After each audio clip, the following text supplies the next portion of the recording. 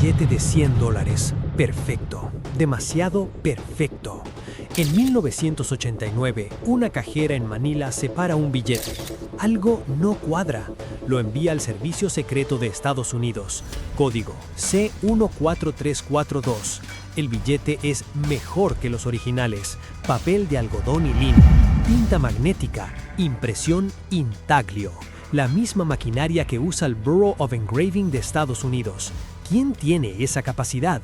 Un Estado con hambre, un Estado que descubrió que la bancarrota se resuelve con una imprenta. Bienvenidos a Office 29, el cartel con bandera. Pyongyang, tercer piso, edificio del Partido de los Trabajadores de Corea, oficina número 39. No es una oficina, es una máquina de dinero. 1974. Kim Il-sung necesita divisas. Su economía se desmorona, las sanciones lo asfixian, el mundo le cierra las puertas, pero Kim es listo. Si no puedo comerciar legal, comercio ilegal. Crea Office 29, oficialmente Oficina de Divisas Extranjeras del Comité Central. Realmente el departamento criminal del gobierno más secreto del planeta. Su objetivo, mantener a la élite nadando en coñac francés mientras el pueblo muere de hambre. Años 70. Empiezan suave, exportan oro, zinc, productos agrícolas. Luego entienden algo que cambiaría todo. El crimen paga mejor, mucho mejor. Márgenes de beneficio del 500%. Ningún negocio legal puede competir con eso. Y nadie les va a auditar porque ellos son el Estado. Kim Jong-il, el hijo, perfecciona el sistema, selecciona las empresas más rentables, las agrupa, las pone bajo su control directo. Diría un desertor, tomó la crema de la cosecha. Office 29 se convierte en algo más que un departamento, se convierte en una sombra financiera.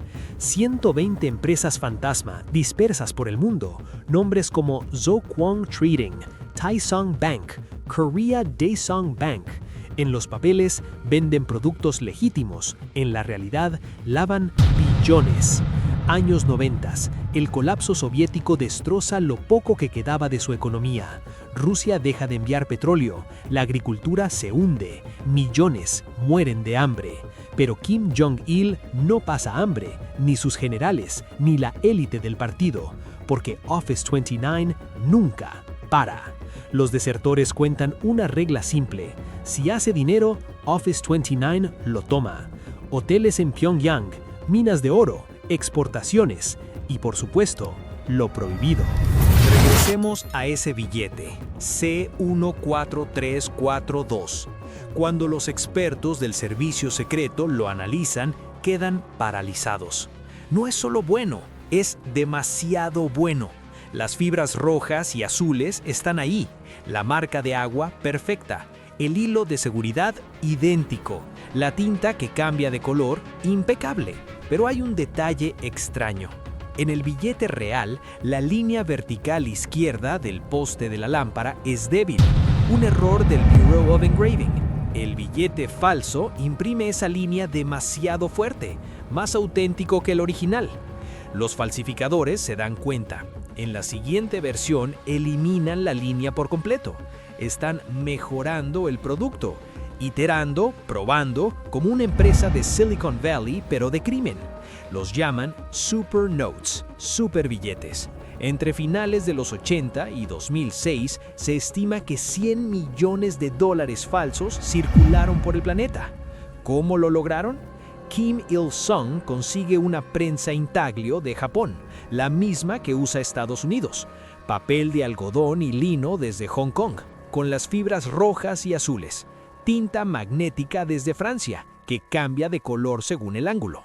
Y la mano de obra, científicos norcoreanos aterrorizados, químicos brillantes sin opciones, trabajan en instalaciones secretas, probablemente en Pyeongseong o en complejos militares en Hamgyong del norte.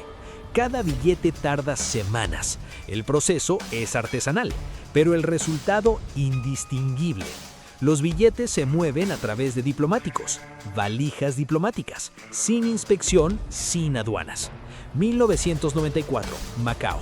Ejecutivos de una empresa comercial norcoreana con pasaportes diplomáticos depositan $250,000 en un banco. Todos falsos. 1998, Moscú. 2 diplomáticos norcoreanos arrestados. 35 kilos de cocaína, dinero falso en los bolsillos. 1999, Shenyang, China. Un empleado del consulado norcoreano intentando vender 9 kilos de opio. El patrón es claro. Los diplomáticos no solo representan a su país, venden crimen y tienen cuotas. Si no cumplen, sus familias van a campos de trabajo. 2003, uno de los secretos más guardados sale a la luz. Un desertor revela que los billetes falsos se venden internamente. $70 por cada billete de 100. Los llaman catalio, el juego del catalio. Office 39 vende los billetes a intermediarios.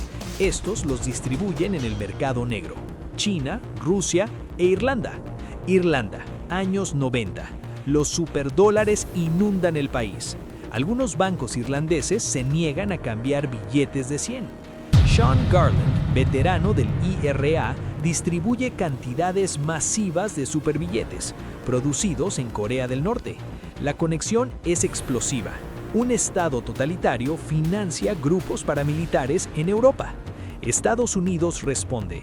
2005, Operación Smoking Dragon, Operación Royal Charm, 87 personas arrestadas, 4,5 millones de billetes falsos confiscados, pero nunca encuentran la fuente definitiva, porque está en territorio inaccesible. 2006, los superbilletes empiezan a desaparecer. ¿Por qué?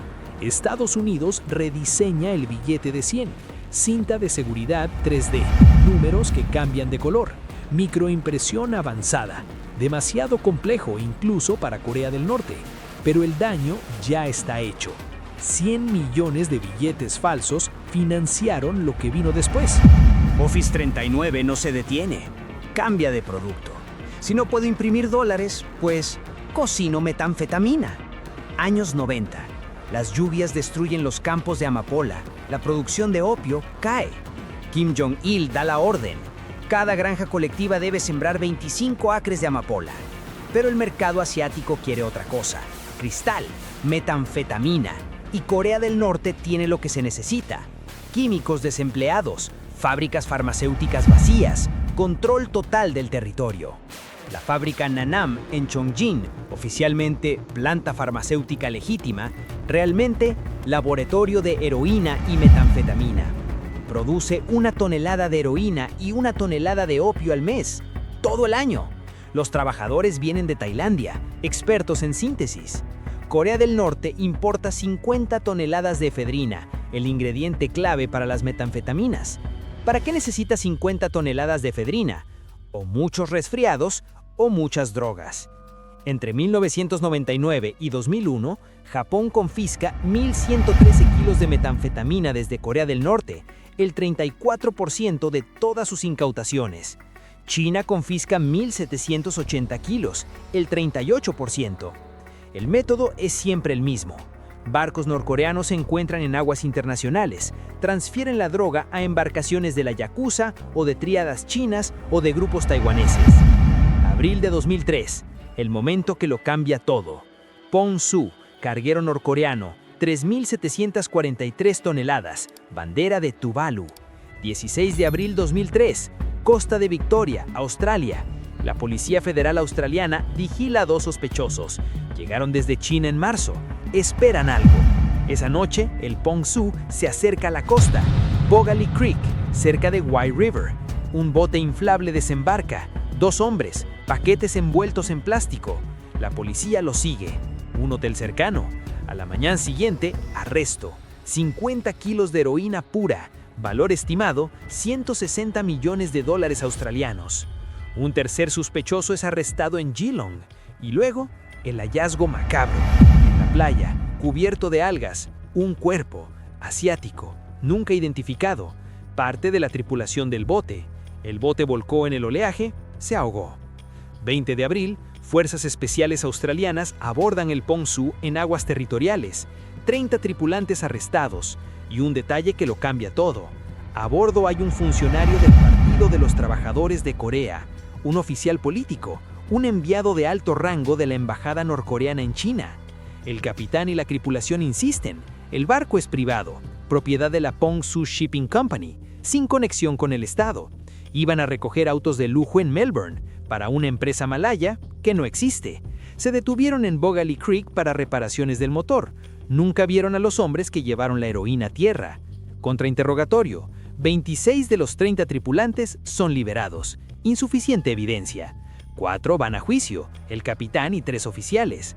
La acusación argumenta, no habrían detenido el barco ahí si no supieran. La defensa responde, no hay prueba de conocimiento directo. 5 de marzo 2006, el jurado los declara no culpables. Pero 4 hombres de la tripulación que desembarcaron la droga se declaran culpables.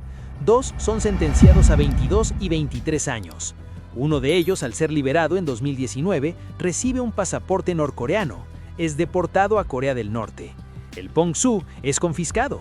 Permanece amarrado en Sydney durante 2 años. $2.500 diarios en mantenimiento. Marzo 2006, un F-111 de la Fuerza Aérea Australiana lo bombardea. El barco se hunde. Alexander Donner, ministro de Relaciones Exteriores, dice: es apropiado que demostremos públicamente nuestra indignación hundiendo este barco. Office 39 recibe el mensaje. Después de 2003, las incautaciones de drogas vinculadas a Corea del Norte caen drásticamente. ¿Dejaron el negocio? No. Cambiaron de método. 2009. Un nuevo equipo se forma en Corea del Norte.